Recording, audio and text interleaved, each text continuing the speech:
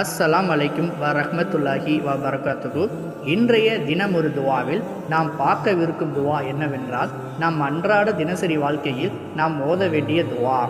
லா இலாஹ இல்லல்லாஹு வஹ்தஹு லா ஷரீகலஹு லஹுல் முல்கு வலஹுல் ஹம்து வஹுவ அலா குல்லி ஷைஇன் கதீர். பொருள்: வணக்கத்திற்குரியவன் அல்லாவை தவிர யாருமில்லை. அவன் தனித்தவன், அவனுக்கு நிகரானவன் யாருமில்லை. ஆட்சியும் அவனுக்குரியதே, புகழும் அவனுக்குரியதே.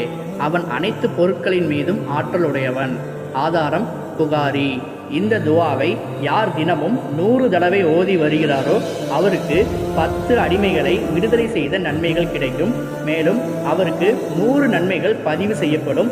அவரது 100 தீமைகள் அளிக்கப்படும்.